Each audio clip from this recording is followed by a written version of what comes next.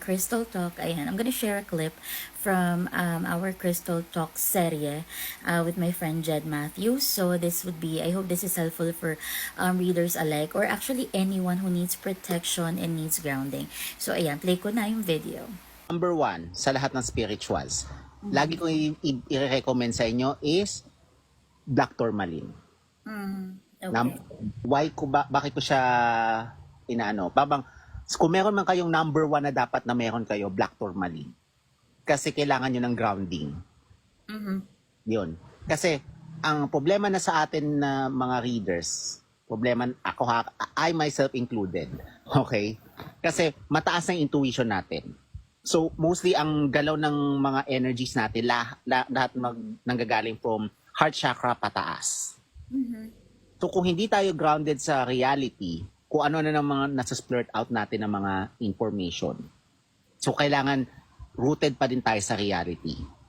So, number one is kailangan natin ng rooting, which is nanggagaling sa Black Tourmaline.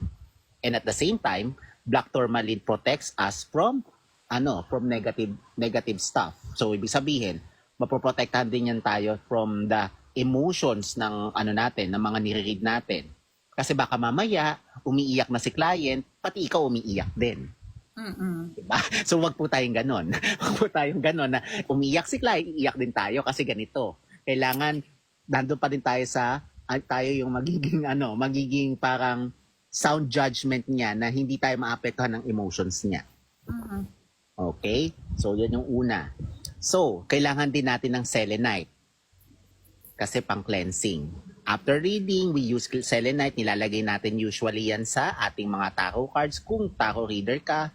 Or sometimes overall na after ng reading, mo yan sa buong katawan mo. Diba? Yung pinapaikot mo yan sa katawan mo, yung selenite. Yan, ganyan. Yung ganun. Dari may demo. Oh, nabitin ka ba? So make sure you follow me and check my posts sa mga ganitong talk show or topics. Yun lang. Okay, thanks. Bye.